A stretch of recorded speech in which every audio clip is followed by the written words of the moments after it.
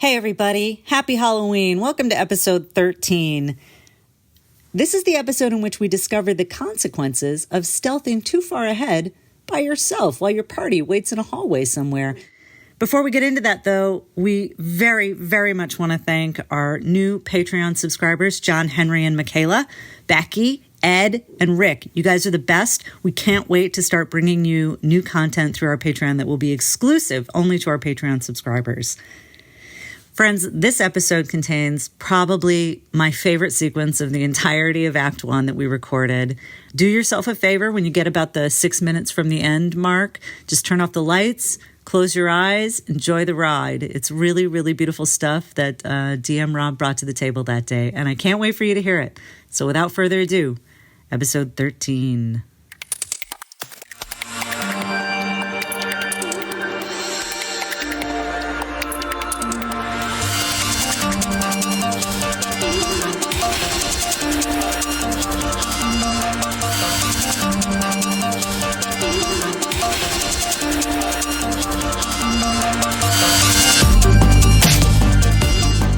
Welcome back to Dark Nexus. Tonight, it's Act 1, Chapter 13. Last week ended pretty intensely. Last session mostly involved what happened. recovering from the encounter with the haunt in the visitor's room, gathering up some treasures, some potions, some amulets of natural armor, exploring a closet and office where some horrific scene of violence happened, and then Gulliver went off and explored about a third of the map of the first floor of this asylum on his own.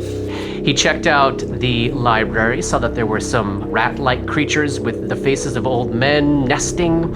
He went through a hallway where he saw some mucus and smelled some antiseptic.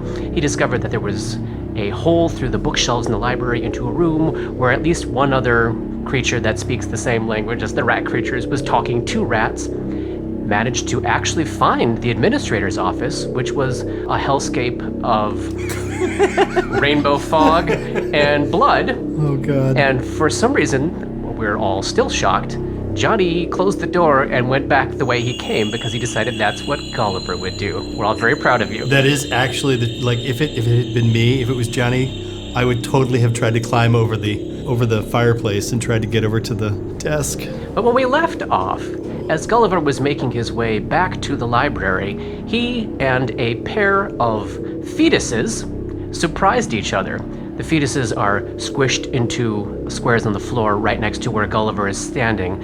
They all successfully surprised each other. The little fetuses are rotting and dripping with embalming fluid. They've got glowing red eyes. They're vomiting and spewing out mucus and gunk as they stare at you. And we're in a combat. Let's roll initiative. Everybody? No, nobody else except for Gulliver knows combat's happening yet. Good luck, buddy. How long since between us determining we were going to give him another 2 minutes and him meeting the fetuses? 1 minute. What is the DC for perception checks for sounds of fighting? Yeah, we'll get into that depending on what kind of fighting sounds start to happen here. At the moment, nobody's made any sound yet except for the fetuses have vomited a little bit. Hey there, Gulliver, what'd you get for initiative, buddy? I rolled a 5 for a total of 8. Buddy. And Gulliver is holding back the vomit inside his mouth ready. Kind of trying to keep it in. Did you pee yourself? Just a little bit. Can I make an immediate action to save pooping myself? Yeah. That's a 6. I don't think that's going to do it. I think a little bit comes out, buddy. Yeah, I think so. I think it does. Oh, But there's some antiseptic near here. that's true. I'll just drop my pants and rub my ass on the floor. What is in your hand? You've got the dagger that you're sort of shielding with light, right? Yeah, I think that's what probably it. I think that's what I have in my hands. I do not think that I would have my alchemical torch. I don't think so. Round 1 begins with fetus number 1, which drags itself across the floor, trailing an umbilical cord into your square, which provokes an attack of opportunity. It's very, very, very small. You've got the dagger in your hand. You can make it if you wish to. Oh, God. Do it. Oh, God. We are due for a critical hit. Oh, man. Have you ever had one? We have never had one on our side. You have had one, Multiple times. but none of us have had one. This is the part where Gulliver is like, in his head, he's like, if I attack it, my extract goes away and I can't sneak back. Buddy, So he's we trying to know decide you're if it's there now. better to wait. Can I make a knowledge check as a free action in terms of actually seeing these things? Yes. Okay, great. What do I roll? Religion. You love this. I love this. Man, no, I cannot make a knowledge check on something that I don't know anything about. All right. Yeah, they are clearly undead creatures. Wow, that's so great. Is it better to try to? Well, oh, I guess man. this spell is useless. Just put it away. All right, I'm going to make the probably crazy, stupid choice to not try to attack them and see if I'm able to run and hide still. Probably won't work, but You can't run, though. no, but I can move half speed. Okay, so number 1 moves into your square and tries to God. bite you. Oh, God. Natural 20. No, I said. No. Do you see that would have been yours? Backed up with a 12, which is not a confirmed crit, right? Oh, that is no. That is Okay. not. The fetus crawls into your square. You decide not to take an attack of That's opportunity, right, 'cause I'm gonna and try it to- latches onto your ankle with its horrifying teeth, dealing 1 point of non-lethal damage, and the fluid it's vomiting out of its mouth starts to seep into your skin, giving you a fortitude save. Oh, God. Is this by any chance a disease or anything like that? Nope. It is purely a skin irritant. Oh, skin irritant. That sounds so great. All right, let's see. The GM just natural made victory 14, arms. and I'm feeling very shameful about Yeah, the fact that you I should, did that not you didn't take that did not take that attack of opportunity. That's going to be a 19. All right, so you're feeling pretty tough at this moment, and you manage to fight off the burning, raging rash that is threatening to consume your body. My Kids are disgusting. And we're on your turn. Petri dishes. And you know what? You just encountered a pretty horrifying new undead creature. Give me a will save against sanity. Oh God. Is this the same round GM is as the gyrating. fort save? Ooh. Well, that's going to be +5, so that's 13. Do I want to? I am going to use my last inspiration today to add on to that 13 for a total of 18. A fetus is trying to eat your ankle, and somehow you manage to hold your shit together. What do you do? Hide. I am going to. Oh, and also, it is now attached to you. So you don't have the grappled condition because it's so small, but it is actually attached to you. If you move, you will take it with you. In order to remove it, you can attempt a CMV check as a grapple check to try to pull it off of you. But right now, it's on you. Those teeth are in there, and that fluid is spilling into your bloodstream. That is. Who thought of this? So let me get this straight. This thing is attached to me, even though I'm not grappled. You are grappled. You don't have the penalties of the grappled condition. It's so small that it doesn't penalize you. Am I able to make an escape artist check to disengage with it without attacking it? Yes. Excellent. And I'm guessing that's probably a standard action, right? Yes. Great. That's how I want to spend my standard Did you action. want to attack it? No, I want to try to. Well, like literally, when he's talking about the CMB bad and you stuff, didn't I'm have like, oh man. The Just take it with you, opportunity buddy. Just to take do it with so. you. No, I think I'm going to try to leave it here and get out of here then. Okay. All right, I'm going to make a escape artist check to see if I can get this thing off The of me. fetus off your leg. Get the fetus that is attached, that is biting into my ankle right now. Yes. It is literally an ankle biter. Yep. All right. Ooh, 15 plus 7, that's a 22. And you successfully kick the dead baby off of your leg. Okay, so that's my Splats on the floor next to you and stares up at you with hateful red eyes, vomits a little bit. What do you do? I am going to move, not moving half speed, but full speed. And let's see if I go into the library. All right, I'm going to go through the doors. The doors are not closed, they're just still cracked, right? The doors south into the library? Correct. Yeah. So I can run through them, banging into them and opening them up. I totally buy that. All right, I'm going to take a full move action. Stop right there. Something else As you happens. begin to move, Man, son of the fetus that is 5 feet away from you, that seems to only have little spiny arms that reach about a foot or so, a hand lashes out 5 feet away and takes an attack of opportunity as you start moving. Oh, mother. Hitting armor class 20. Yep, that hits me. 1 more point of non-lethal damage. Son of Give me another fortitude save as it latches on, and now you've got a fetus attached to you anyways. This sucks Is so this making noise? 9. hard. Fortitude save, that's a 10. Because I can't spend another point. Hey, buddy.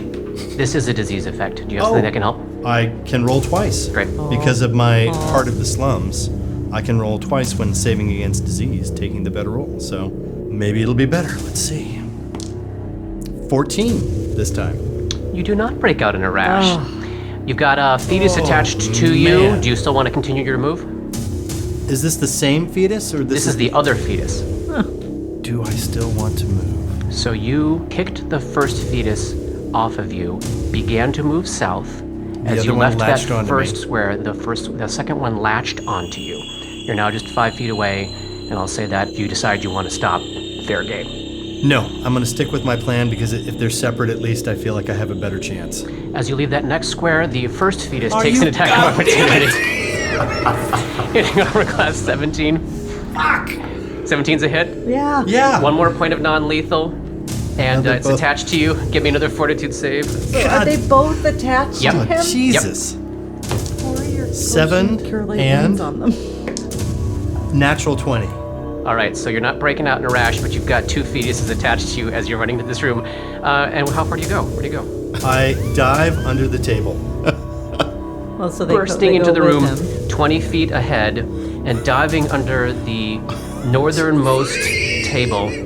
At this point, I am now going to roll initiative for the 3 creatures in this room, the rats with human faces. Give me a moment here. Oh my God, Johnny. They're not that far away. I feel like we could hear them. I think It we should hasn't just even been close 6 seconds yet. Like nothing has happened. He just burst through the doors. That's all that's happened. close the doors to the library and go back to the cathedral. Oh, God.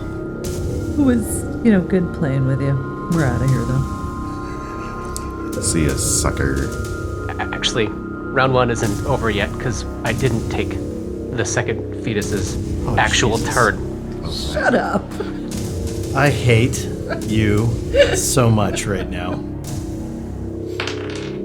Okay. All right. It attempts to bite more through your ankles, but it does not succeed at damaging you this turn. All right. We're at the top of round 2. The fight has moved into the library.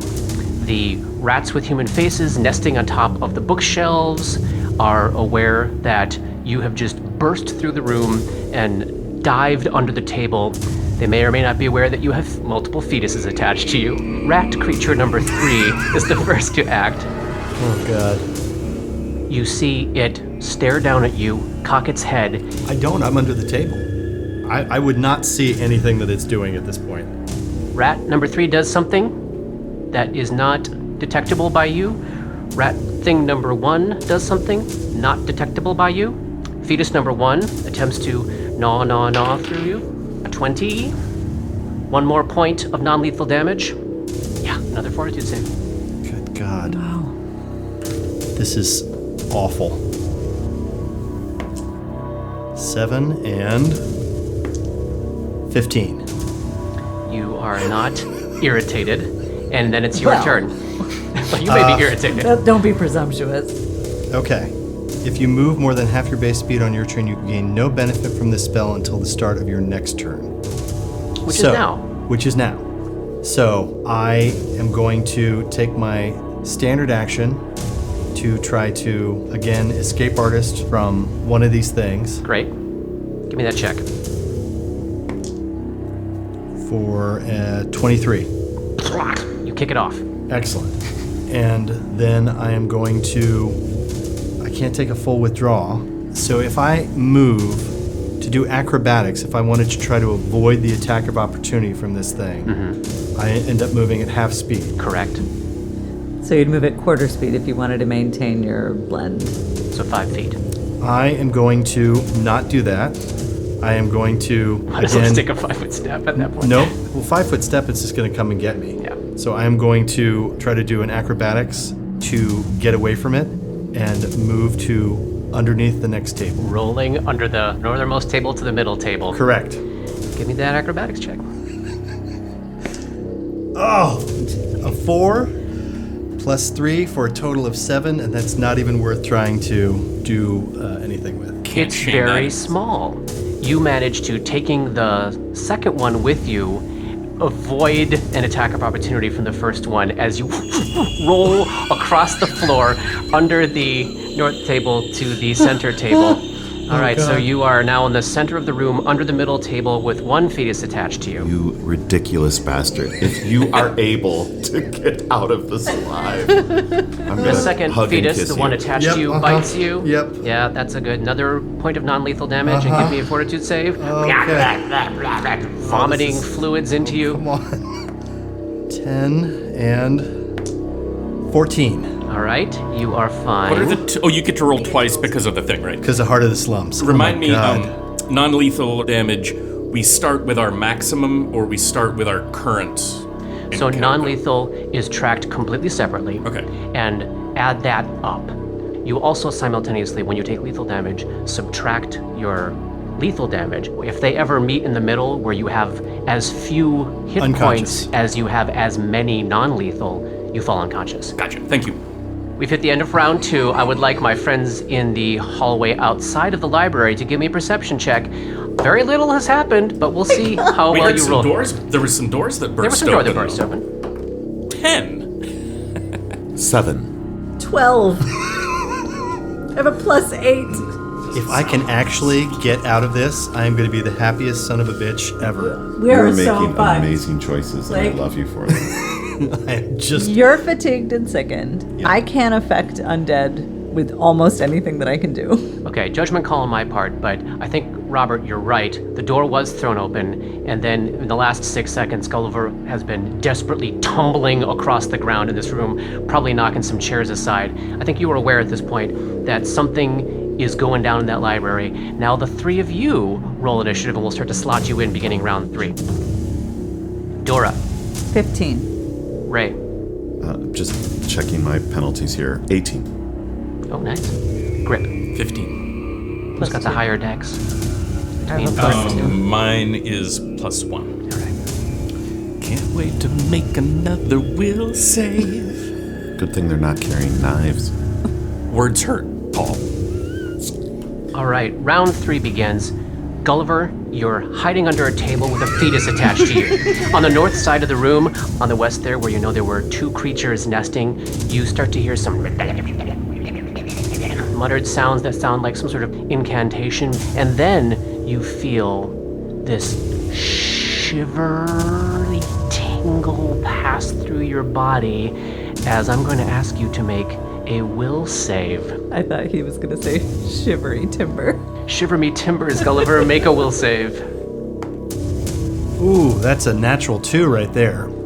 For a total of 7, which I don't even think is worth trying to do anything. But I will ask, do they have line of effect to me? Can they see me? Number 1 certainly does. All right. They're like up there. You are overcome with this intense wave of supernatural terror.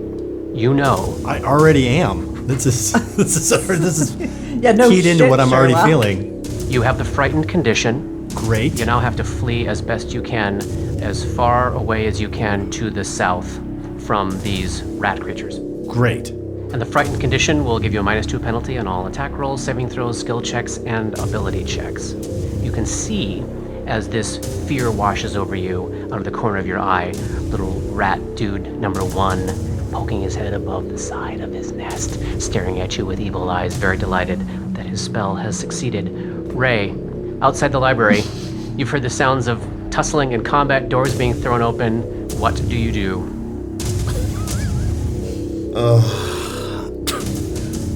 Go to the door, and it's not open. Well, I guess probably slightly cracked because he went through it. Yeah.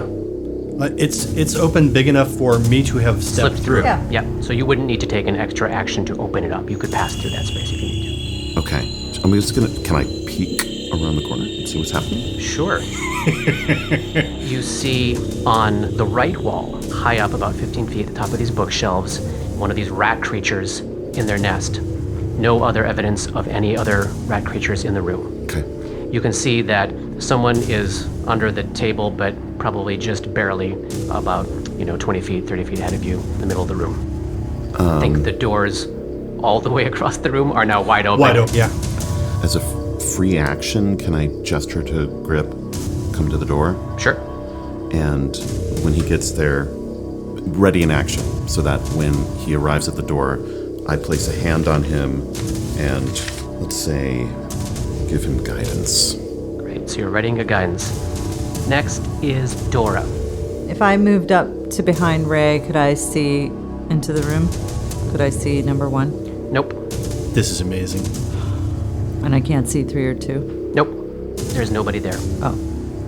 I've left the markers where they had last been seen, but there is nobody in either location. We just did guidance.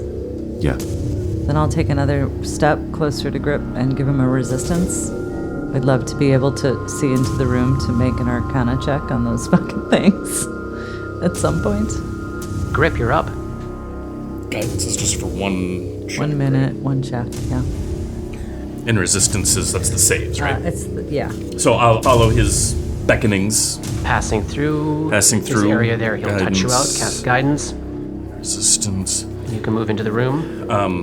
Is this a What do I see now? And do I have to make a saving throw for anything? I believe with those 2 fetuses being under the table, you don't see them yet. Okay. I think all you see is the one Ratman creature up on the right side. And he is 15 feet up? Yep.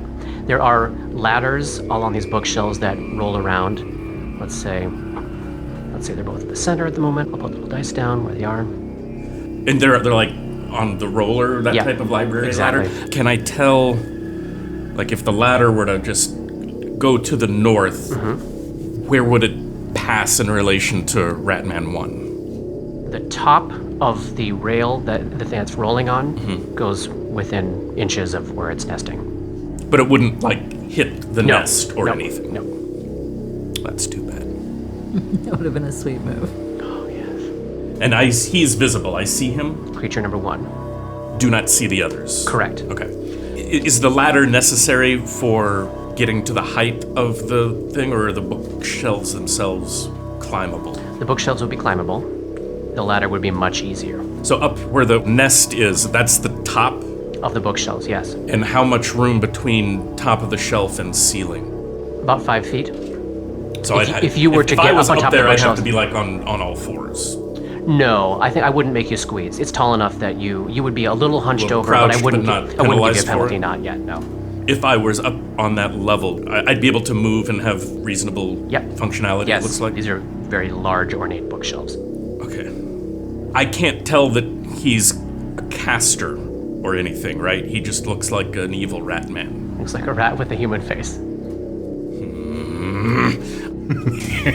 This is ridiculous. Okay, I'm going to climb the fucking bookshelf and get up on the top of the thing and just try to move to him on his level as far as I can get, only planning on moving. I don't understand the ladder. I'm not going to use that.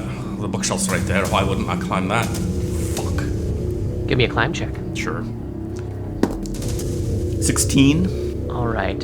So you were in the middle of a move as you came in, and that is a successful enough roll that I'm going to say that you're able to basically end the end of a double move on top of the bookshelf right near the entrance to the door there. That would use up a little bit more movement than you have, but I think you kind of like muscle your way up and manage to land on top of that bookshelf. Okay. Yeah, this is nuts. This is crazy. Fetus number 1 scuttles, slaps its limbs, trailing its umbilical cord behind it, scuttles underneath the northernmost table to the middlemost table, entering your square, Gulliver. You've got your dagger. You can take an attack of opportunity if you wish. Yeah, I mean, I guess at this point, like, I'm so fucking terrified of these things that I don't think that I'd be able to hide from them, right? Like, I'm no longer rationally thinking, like, I can hide from this and get away. I'm just now thinking like I just need to get away from these things. Yes. Great. Then I will attack with a -2. Can you still do an attack of opportunity with that condition? When you're frightened? Yeah. Doesn't Okay. say that I can't just Okay. have a -2 penalty on pretty much everything. Gotcha. So I will. And if unable to flee, you may fight. So I think in this case, while it's bearing down on him, he can lash out with the dagger, but then when he has control over his own actions, he's got to start moving. 19. That is a hit. And I think that's actually threatens a crit, doesn't it, with a dagger? You rolled a 19 on the die? I rolled a 19 on the die. That is a critical threat. Could we have the first critical Oh my hit gosh, on the critical player's hit. side? Back it goodness. up. Let's see. No, that's a 2, so I doubt that that's going to be a critical hit. Let's see. With this magical dagger, it's going to be 5 points of damage. Okay, you lash out with your magical glowing dagger. You land this hit, and the blade just kind of seems to slurp off of its gooey, amorphous flesh. It does no damage to it. It then attempts to bite you. Oh, son of a... No, that's a miss. All right, so it was obviously distracted by the dagger stabbing into it. Scuttle. Would Grip have been able to see that? I think when the corpse baby scuttled between the furthest table and the middle table, my buddy Grip might need to check his sanity. Oh, Grip. Get a grip on it, Grip. +1 from resistance, is that right? A fetus is chasing your friend. Fetus is attached to your friend. We really only just met. We're acquaintances. True. I mean, I've stood on your shoulders. That's got to count for something. Oh, that was... Okay, that's well timed. 20. 19 Great. on the die. All right, you take no sanity damage. Wow. Nice. Gulliver? Well, I need to flee, but at the same time, I feel like I have to at least be aware that if I just run, this other thing is going to jump onto me again. So can I try to tumble away in terms of fleeing to get away from these things? Is he generally frightened, or is he frightened of the thing that casts the spell? He is frightened of the thing that cast the spell. Which isn't the fetuses. Correct. So Great they're argument. not the I thing buy that that. he's trying to I get am. away from. I am. So you have one danger you're trying to get away from, which is the rat thing. You've got these other dangers, and I would buy, yes, you could try to escape That them I'm still carefully. trying to escape. Yes. I'm still trying to get away. I'm just also trying not to get killed by Yeah. these things. I totally buy it. As I get away. Give me your check. All right, I will make an acrobatics check -2 because I'm frightened. That's going to be 17 -2, 15 plus 3 and 18. Success. So You I avoid the only attack have, of opportunity, and you tumble. You're going to continue underneath this southernmost table? I am going to now move as far as I can to get away. So with That means under the acrobatics, table, what is over the that? table, whatever you will allow me to do. Are you bringing that? It's with attached you? to me. The other one is. So Gulliver comes racing through the other door, opening it up so now Dora has a better view of the room, and Gulliver comes running right by you, Dora, with a dead fetus attached to his leg, biting on him. And I think at this point, I'm probably screaming. I think Like I. as soon as the frightening As began. soon as the frightening, I was like, no. Did he run past Ray? Yeah. Would Ray get an attack of opportunity on the fetus as it went past?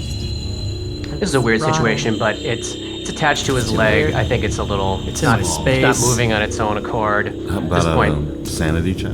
Oh yeah, yes, thank you. Both Dora and Ray. You do have to make a save because it's so terrifying. 17. 16.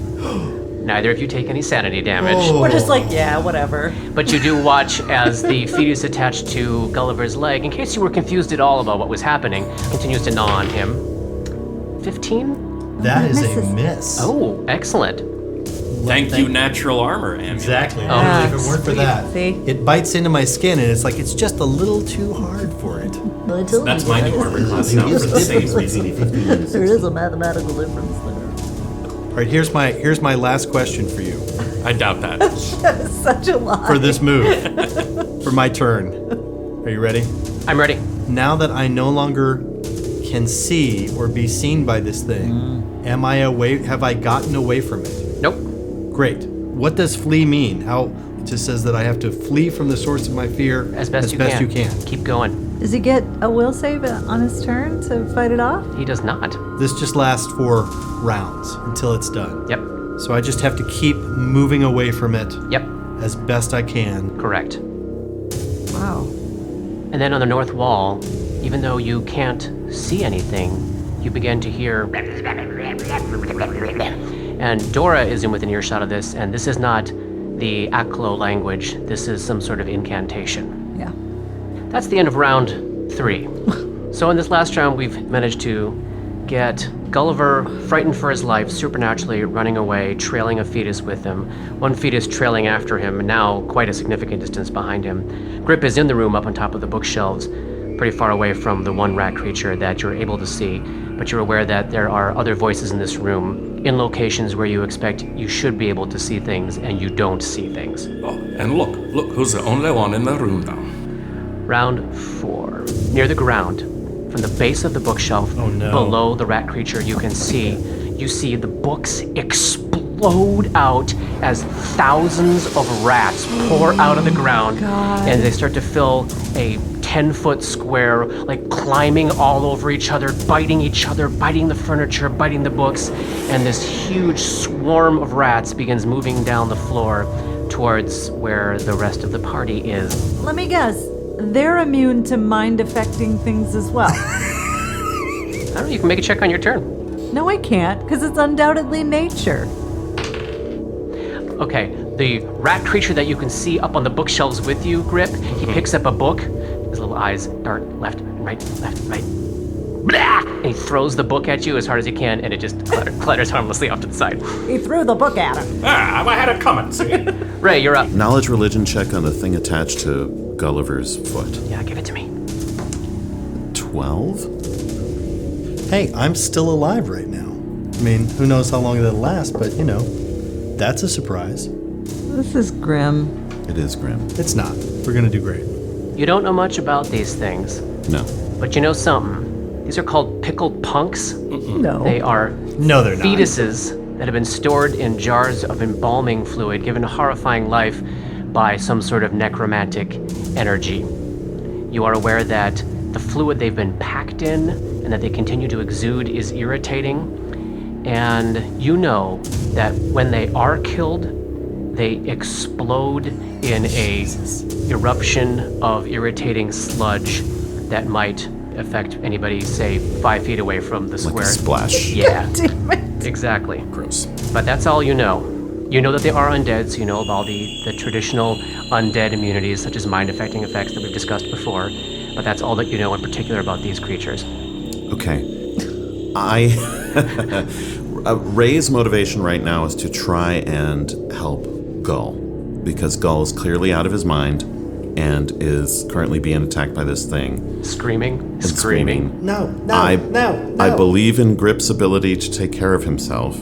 I need to tell Dora and just kind of say out loud, if we kill those things attached to his ankle, they burst.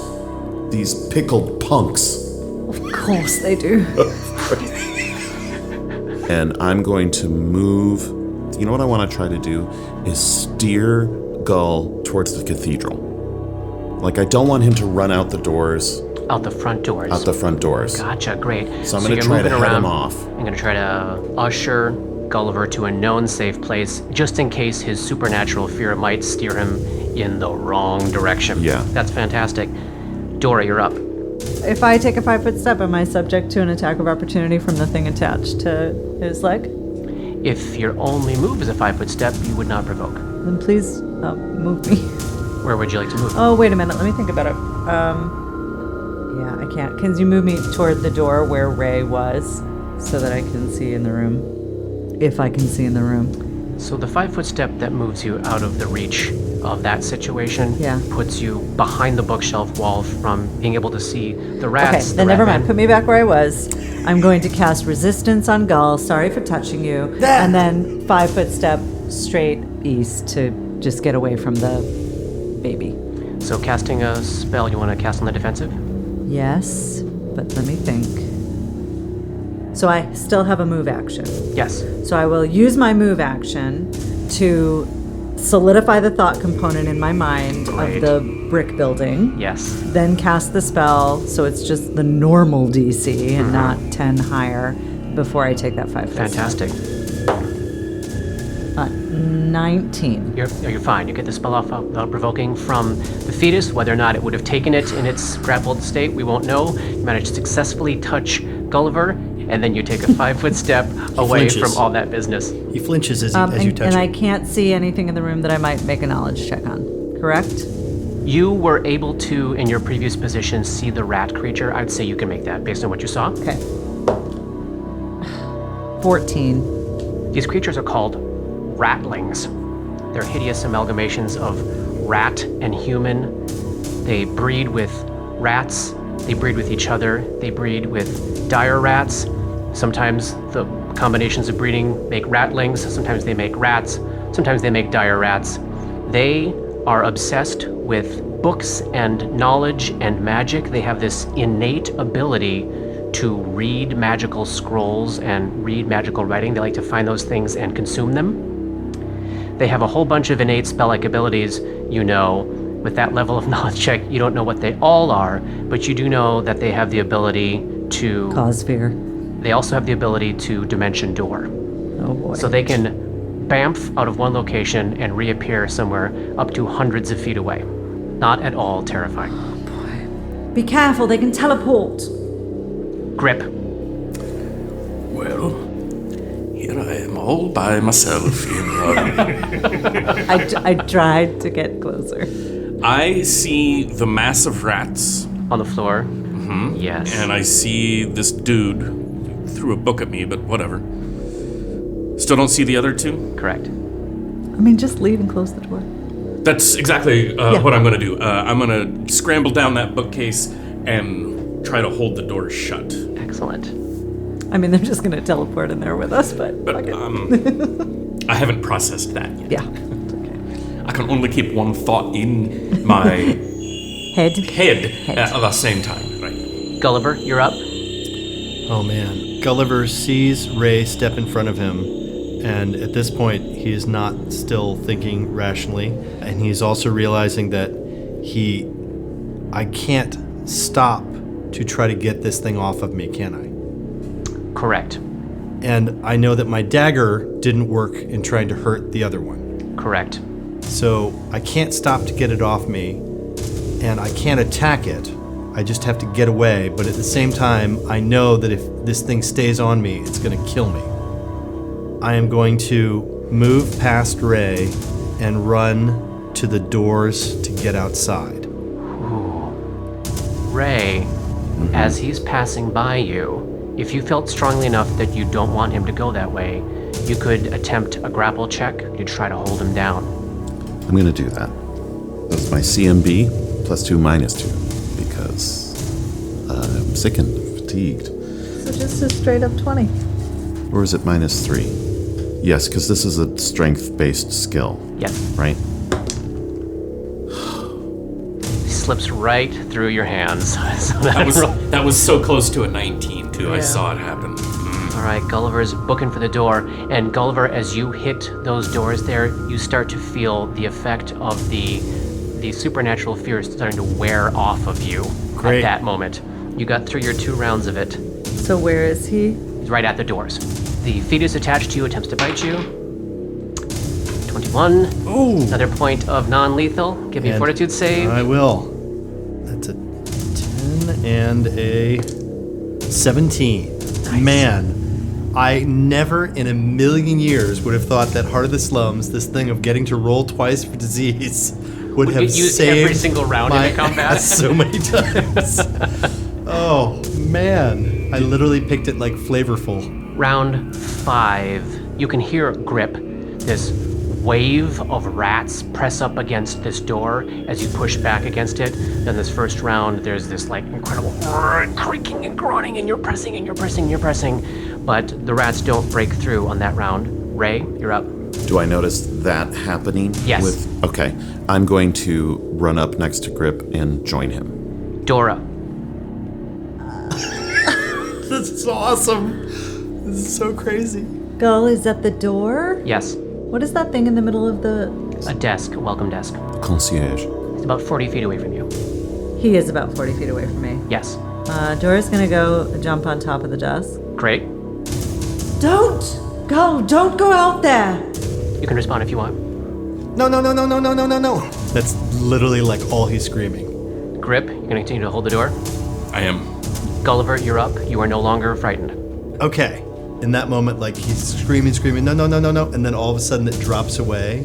And you see this just like look of like absolute rage on his face. And he looks towards this little fetus thing that's like attached to his leg. This is what I want to try to do, and I don't know if I'm going to be able to do it. I want to grapple it, and then I want to throw it out that fucking door. Give me a grapple check. Nice. Beautiful. Oh, 7. You know what? I do feel shame on this, and I do were not like running this away. thing. All right, so that's just my CMB. That's a total of 10. You have reversed the grapple and are now clutching the fetus in your hands. On the next round, you'll be able to do a reposition or a toss or a hurl or something like that. That is so awesome. It is in your grip, and it's just gonna attempt to bite you again. Oh, you've got too good of a hold. It is like screaming, vomiting, teeth gnashing at you. It doesn't manage to land a hit. Down. Fussy baby. Round 6. The two of you at the door, Grip and Ray, you feel the wave of rats recede, and there's a moment of hush at the door. Ray, you're up. I don't trust it. I'm still just readying for that wave to come back. Dora. So I'm just standing on the desk in Yes. the middle of this. Yes. He is holding the fetus. Probably no point in throwing rubble at it. Can't really do anything else. So I will ready an action to use telekinetic projectile on it should it get away from Gull and remain within range of the spell. Like I'm targeting the rubble that I'm going to use. Yeah. And if it does anything but get thrown out that door, then I will throw rocks at it. That's awesome. Grip. Holding the door. Gulliver, you're up. I want to throw it out the fucking door. All right, so do move I need action to to do? like muscle the door open and give me another. It's so small. If you succeed at a grapple check, CMB check, I'll say you can toss it into the fog. All right. Come on. Literally, Come on. I imagine this thing at this point is like latched onto like his arm or something like that, and he's just gonna whip his arm back and then like get the fuck off me and like literally Hurl he's trying that to baby. hurl the baby out the door. Come on, 12 plus 1, 13. The fetus goes flying out of your hands into the fog as it passes. Little bits of the fog part, and you see shapes in the distance. Looks like there's something 30 or 40 feet tall with maybe 16 legs. You see a tongue about as wide as 15, 20 feet. Grab the baby and then peel back into the fog and disappear. Did we, all three of us, see that? Yes. I shut the door. Is there a check to be made? Free There a action sanity collapse to check the on ground. It was just shapes. So it definitely affected your mind, but I'm not going to make you roll sanity. What against about it. a knowledge check? No, you just saw shapes. You just saw shapes. So, at opposite sides of this room, on the south end of the room, Gulliver has his back pressed against the door to Totally. the outside. On the north end of the room, Collapsed Grip has his against- back pressed against the door to the library, and the two of you are in the middle. Dora's gonna jump down off the desk Yep. and let's block the doors. Yeah, I mean, Like any with the desk. She can't push it herself, but Oh, it is is a it it's like a bolted in? kiosk. It's yeah. built-in. Oh, okay, okay. there is furniture in the room where the birds were. And there's furniture And in there's the room. furniture in next that to us office. And there's blocks rubble and there's stuff and It's there's like trying to like I mean, these use things can teleport out, but like barricade. Whatever. Definitely. Grabbing rubble from the Do collapsed Yeah. staircase. Do those doors open in or out? They open into the library. And is there anything that sticks out that we could slide something through to barricade it so they don't like a door handle. like a door If handle? it opens Yeah, so now at into this the point, library. Grip has been holding it, Pulled Oh, shut. we've- pulling it Pulling shut. it. Yeah. Still, So no, all you could do on this side is really make a pile. yeah. But you can do that. But we can do that. We could, if there's handles or something, they could be tied together, couldn't they? Yeah, do you have rope? No. No. No rope. I could use my Morningstar handle to go. Gonna need that. Well, we also need those doors to stay closed. So in this panicked moment of Grip still holding the doors, there's no further sound from the library over the span of the next minute or so. Nobody tests that door, and it sounds quiet as the grave up there as you're scrambling around to try to find stuff and figure out what to do. That doesn't mean you can't continue to do that. There's no longer anything fighting against you. Here's my proposal. We take this stuff that we were thinking of barricading these doors with, and we stop up the hallway where the haunt was, where the fungus with the eyeball and the teeth were, and barricade that area up again. And go back to the chapel. And go back to the chapel. Yes, Gulliver does seem a bit done for the day. Yeah, and so am I. Yes. Yeah, if we can protect them from the things from following us back to the chapel, I think that's a good idea. Gulliver doesn't say anything. He just kind of hunches his shoulders and hunches into himself and doesn't meet anybody's eyes or anything like that. Dora will linger near Gulliver and keep an eye on him, but without being invasive. So then the two of you are going to attempt to pile some stuff up. Yes. So with that doorway down the hall to the chapel open at this point, after seeing and hearing the yelling and the screaming and the Gulliver running and the throwing of the fetus and all that stuff, you can safely assume by this point Denman is coming down with his crossbow, pokes a cautious head in the room, sees the two of you grabbing rubble and starting to bring it towards that doorway. Yeah. You need a hand? Yes. Is there something coming? Do we need the whole gang here? It's hard to say. It's hard to say. We do want to block up this area to make it as difficult as possible to get And through. we should work quickly. Yes. So we shouldn't pull eyes off the north barricade. We should just work quickly here is what you're saying. All right, give me a hand. He's literally from New Jersey. Let me give you a hand. So you guys are piling rubble. You can actually make your way back into that office, grab some of the large, still functional What about that bookshelves. desk? That could be broken down if you want to take some time to do that. It'll take a little bit of time, and it might involve some slashing weapons. We can safely assume, after about 10 minutes or so of work, you've got the beginnings of a barricade that can be built on. Yeah. You expect it would probably take you, another half hour or so of hauling stuff around, finding things that are good size to make something that might be more defensible than merely a obstacle. Yes. You want to keep working? Yes. Is it a half hour to do that? Yeah. Dora helps just by tossing 5-pound rocks at a You time. can throw the small ones Filling to in fill the- in the little filling in gaps. the gaps. I think it's worth taking a half hour to try to do a better job of it. All right. During the course of that, then you would have Nasa and Mura come down, lend a hand as well, while Winter's now sort of taking that position of immediately outside of the chapel, able to look up the north hall and look down the hallway towards where you are. So there's the eyes on all directions as this happens. Maybe about 20 or so minutes with this extra help, you've got a nice pile of rubble up there that will do something. It'll provide some cover. It'll slow things down. It'll give some good moral feelings to the people. That's about it. We'll need to keep eyes on it as well. Yes. We'll need a watch. Well, I can stay here. It's pretty close to where my usual place is. Let's see what Winter says. He has a little conversation with Winter, and they mutter off by the chapel doors, and she seems fine with that for the moment, but then is going to approach Ray. What is the long-term plan with this barricade? Do we now need to set up an extra watch here overnight, moving forward? I think for tonight, yes. For tomorrow, I think we might be able to continue to clean out what's on the other side of this barricade. And you are confident that you are not being pursued? I am not confident in that. I can tell her about the Rattlings. the rattlings, the other pickled punk that we saw, and the She would maybe actually know something about those. the swarm of rats. She does not. I mean, Sorry. tell her about everything. Tell her about the flesh ooze, the haunt with the birds and the Opperment brothers and their death. Let her know what's going on the other side of the wall here. With what purpose? What are you looking to do with this information as you convey it to her? Inform her as a leader of her group. What she's facing? What the danger is.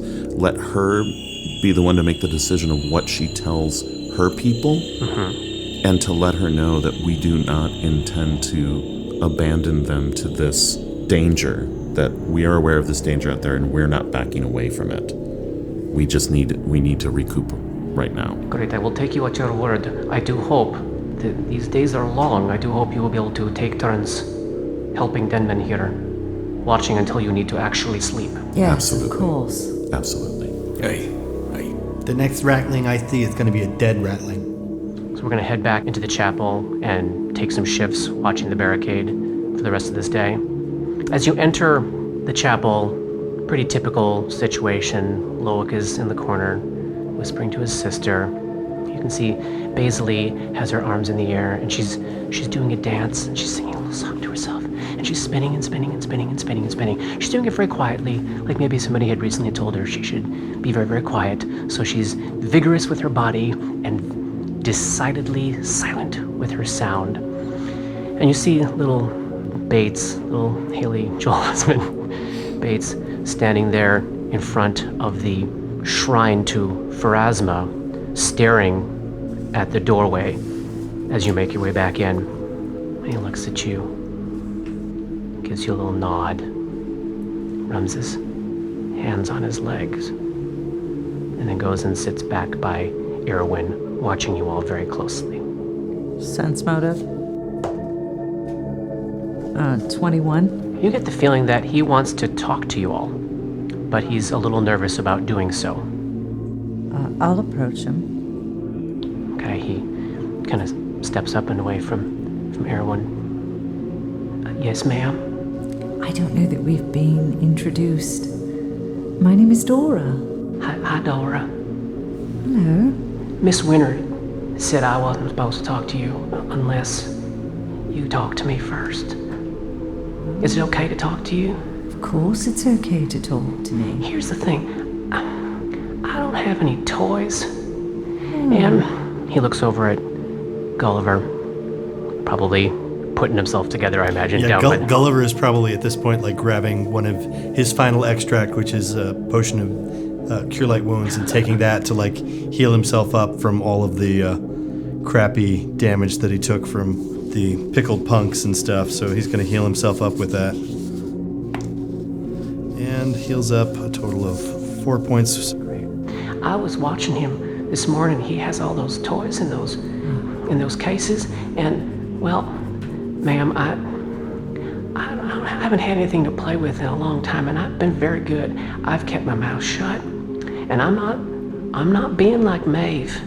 I'm not being like Maeve at all. I've been very good. You know, he just has so many shiny things. He does, doesn't he? What does it mean when you say you haven't been like Maeve? What do you mean by that? Well, she's bossy and mean. Oh, I see. You're not like that at all, are you? No, I figured if I keep my head down, and I listen to Miss Winter, I'll pull through this. I think she's right. I think that's right. Can you ask him though when he is feeling better if I can have a toy? That's all I want, ma'am. That's all I want. I will ask him, but you should know, Bates, that most of those aren't really toys. Well, he plays with them like they're toys. Well, they're more like tools. You know what tools are, don't you? No, he takes them out, he lays them out, he moves them around, he sticks things into things. That's what you do with toys. Yes, it's also what you do with tools. Like if I wanted to repair something, I might... Can we hear any of this, or is this like too far away? Or I think you can hear it, sure. He's not trying to keep it super private. do I have anything in my? Is there anything in like my gunsmithing toolkit where I could make something that? So I know I have like a little bit of money left to like build ammunition and stuff like that.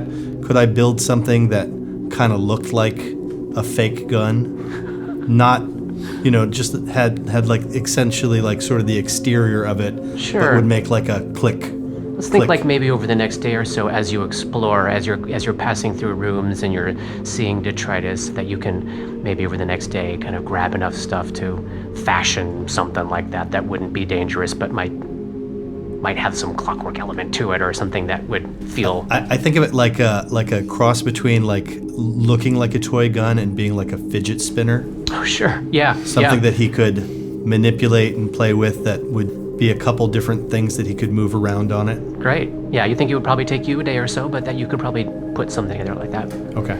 Dora will take the violin out. Mm-hmm. Have you ever seen one of these before? Yes, ma'am, I have. You have? Yeah. Do you know how to use it? No. Well, it's not a toy, it's a musical instrument, but if you wanted to pluck at it for a bit, that would be all right. And we can ask Gull if he has any real toys for you to play with.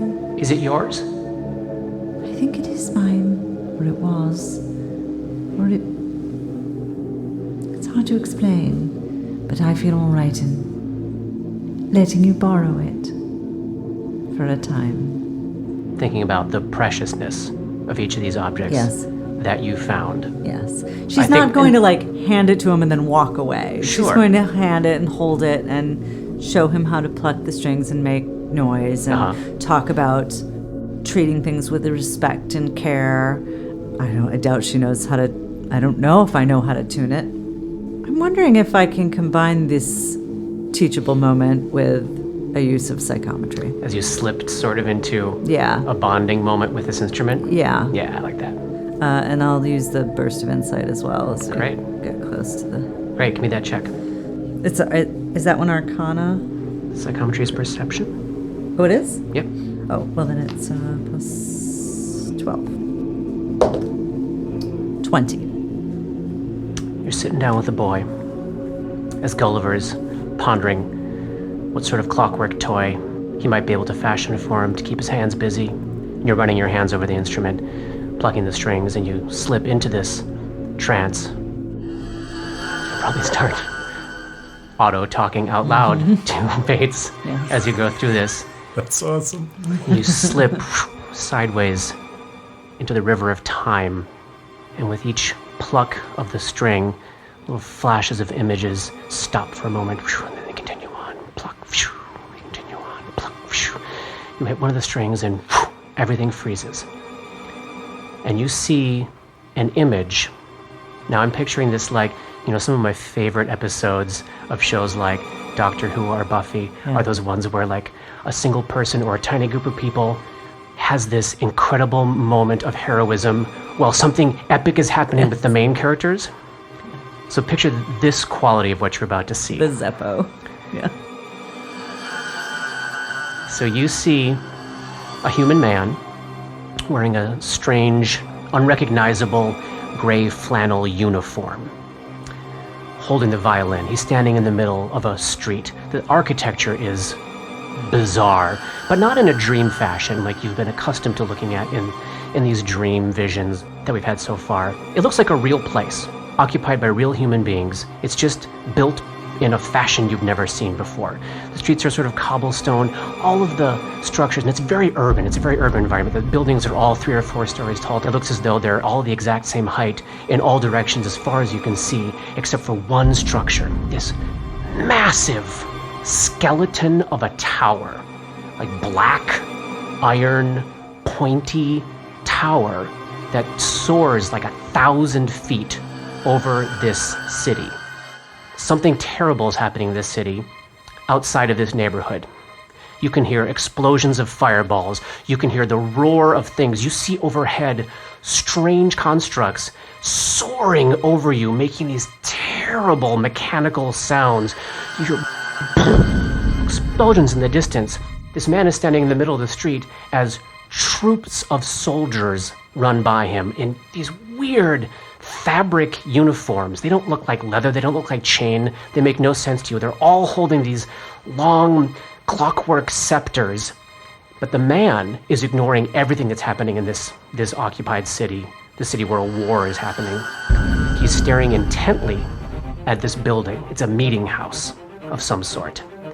and he's staring at it. He's got these wide eyes, and his face is shaking with fear. His hair is white, mostly balding, and he's holding the violin in his hand, and he's staring at the front doors of this meeting house, ignoring everything else happening around him until he hears the screaming start inside. He raises the violin to his shoulder, and he closes his eyes and turns away and starts playing. And through the perception of the violin's memory of this moment, you see sound pouring out of the violin as visible light, which starts to form a slowly spreading silvery white bubble of protection.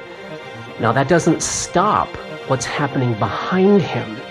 You hear the doors of the meeting house get thrown wide open, and you hear people roaring out, and the man's eyes are closed as he plays and plays and plays and plays and plays and plays, and sound everywhere else starts to sort of mute down as he seems to be generating a bubble of silence and safety with the sound of his violin.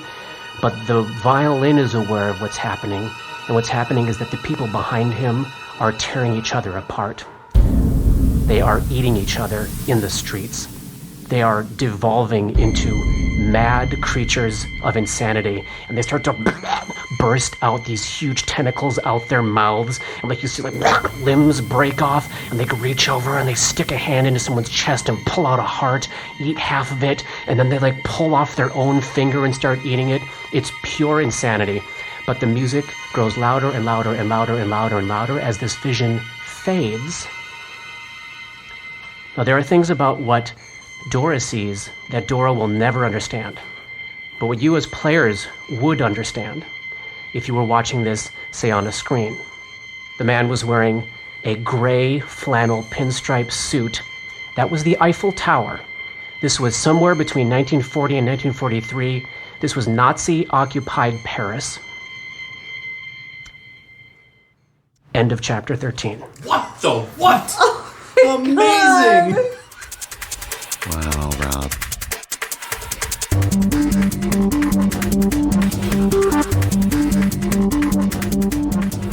Dark Nexus is a creation of Plug and Hum Productions. This podcast uses trademarks and/or copyrights owned by Paizo Incorporated, which are used under Paizo's community use policy. We are expressly prohibited from charging you to use or access this content. This podcast is not published, endorsed, or specifically approved by Paizo Inc. For more information about Paizo's community use policy, please visit paizo.com/communityuse. And for more information about Paizo and Paizo products, please visit paizo.com. That's PAIZO.com. Dark Nexus uses music and soundscapes by Syrinscape. Check them out at syrinscape.com. That's SYRINSCAPE.com. Opening and closing themes, along with additional music, composed by Rob Kauzlaric. Artwork for Dark Nexus is by Matt Wahlquist. Special thanks to Toy, without whose generosity this project would not have been possible. And thanks to DMCP, Richard and Ari, Paul and Shannon, Chris, Scotty, Jason, Jess, Joe, Chelsea, Matt, Dave, Darren, and everyone we've gamed with over the years for all the memories and inspiration. Fantastic. Did we level?